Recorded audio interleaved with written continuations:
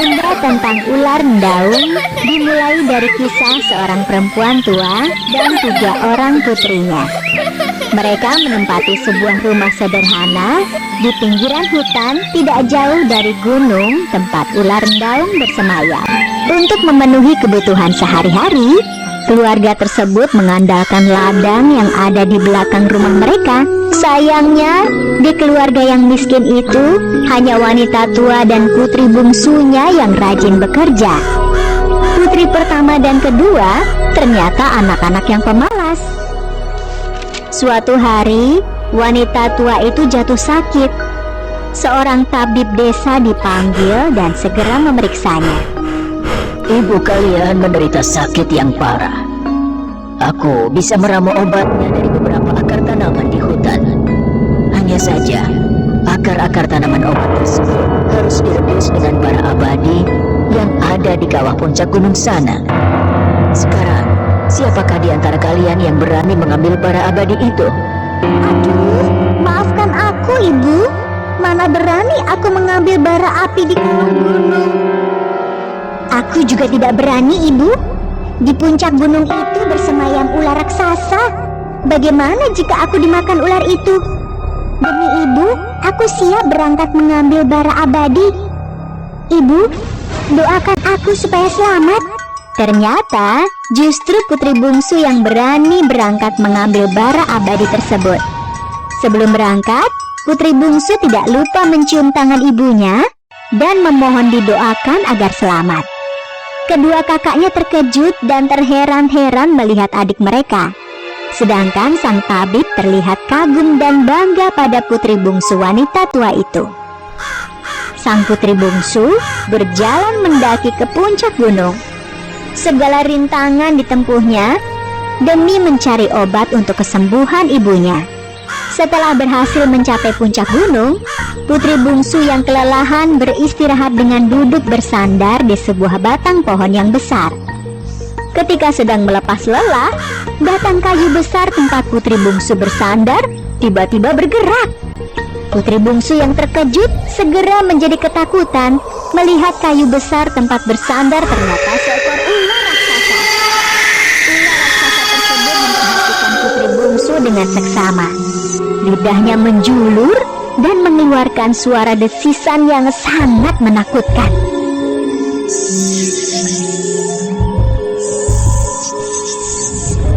Apakah ular raksasa tersebut marah dan akan memakan putri bungsu?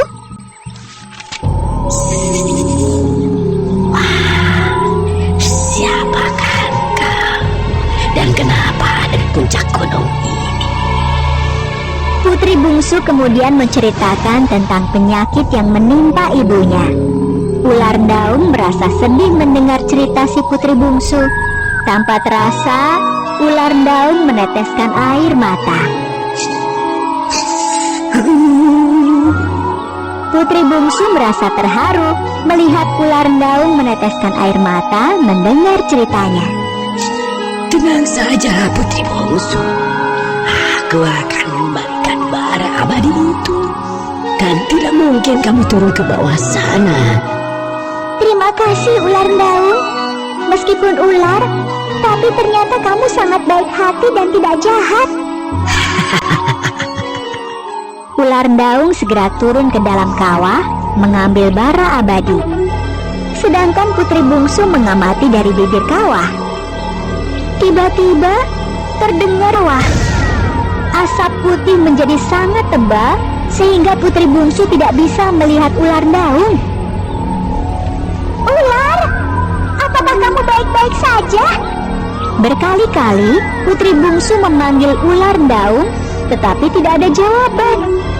Putri bungsu pun menjadi sangat cemas. Ketika putri bungsu dilanda kecemasan, tiba-tiba terlihat ular daun merayap dari bawah kawah, menembus asap putih yang tebal. Tubuh ular daun penuh dengan keringat. Syukurlah engkau selamat, ular daun. Aku sangat mengkhawatirkanmu. Kalau cuma masuk ke dalam kawah itu perkara kecil. Saya gitu loh. Tetapi bagaimana dengan bara abadinya? Apakah engkau berhasil membawanya? Ini dia. Wah, kamu hebat. Kalau begitu, bolehkah aku membawanya? Aku ingin sekali ibuku cepat sembuh. Setelah aku memberikan bara abadi ini, maukah engkau kembali ke sini? Kenapa aku harus kembali ke sini? Aku ingin menikah denganmu. Bagaimana ya? Aku bingung harus menjawab apa.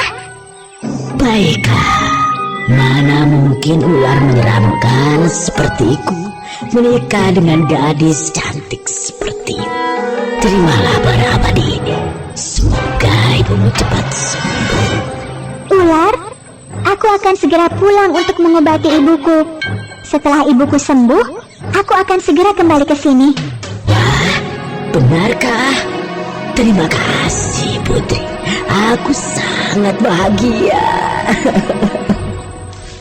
Sesampainya di rumah, kakak-kakaknya terkejut melihat putri bungsu selamat.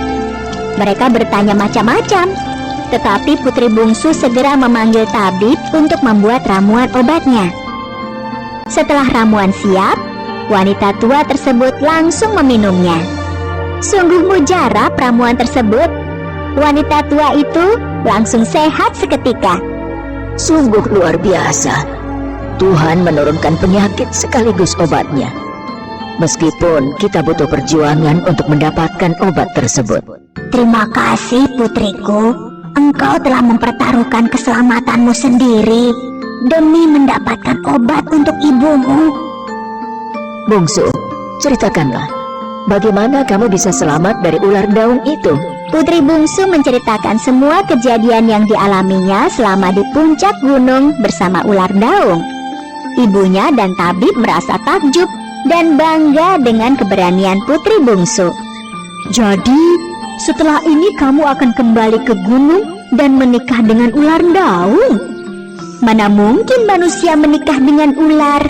Sudahlah, yang terpenting adik kalian sudah berhasil mendapatkan bara abadi tersebut. Dan sekarang dia harus memenuhi janjinya kepada ular daung. Putri bungsu pun kembali ke puncak gunung dan menemui ular daung. Malam harinya, putri bungsu sangat terkejut melihat keanehan yang terjadi pada ular daung. Ular yang sangat besar dan menyeramkan tersebut berubah menjadi sosok lelaki tampan. Kakanda, siapakah engkau sebenarnya? Adinda, aku sebenarnya adalah pangeran di kerajaan ini. Namaku Pangeran Abdurrahman Alamsyah. Ular daung yang ternyata adalah Pangeran Abdurrahman menceritakan bahwa dirinya dikutuk menjadi ular raksasa oleh pamannya. Sang paman sangat menginginkan menjadi raja sehingga harus menyingkirkan Pangeran Abdurrahman Alamsyah yang merupakan putra mahkota. Jika malam hari, aku memang kembali ke wujud asli sebagai manusia. Tetapi jika pagi tiba, aku akan berubah lagi menjadi ular raksasa. Aku akan menikahi Adinda jika sihir ini sudah benar-benar musnah. Keesokan harinya, wanita tua dan kedua anak perempuannya pergi ke puncak gunung untuk melihat kabar putri bungsunya. Karena berjalan pelan, mereka baru sampai ke puncak gunung setelah malam tiba. Sesampainya di puncak gunung, mereka terkejut melihat si putri bungsu bersama seorang lelaki tampan, bukan dengan seekor ular. Putriku, siapakah lelaki yang bersamamu? Putri bungsu menceritakan tentang siapa sebenarnya ular daung yang selama ini ditakuti oleh warga di sekitar gunung tersebut. Syukurlah putriku, ini anugerah dari Yang Maha Kuasa, karena selama ini engkau sangat berbakti kepada ibu. Ketika malam telah larut, kedua kakak putri bungsu yang merasa iri ternyata merencanakan sesuatu. Melihat ibu, adiknya, dan Pangeran Abdurrahman telah tidur, mereka berdua diam-diam membakar kulit ular milik Pangeran Abdurrahman Alamsyah. Mereka mencoba memfitnah adiknya dengan meletakkan abu bekas kulit ular tersebut di dekat si putri bungsu. Pagi harinya, Pangeran Abdurrahman Alamsyah yang baru bangun terkejut melihat kulit ularnya terbakar habis. Anehnya, bukannya sedih atau marah, Pangeran Alamsyah justru sangat gembira. Dia segera membangunkan si putri bungsu. Adinda, bangun. Ada apa, Kanda? Apakah Adinda yang membakar kulit ularku? Bukan, Kanda. Bukan aku yang melakukannya. Syukurlah, jika ada orang yang dengan rela membakar kulit ularku, maka aku benar-benar telah terbebas dari sihir itu. Kedua kakak si bungsu yang mendengar hal tersebut menjadi sangat menyesal. Mereka pun mengaku telah melakukannya.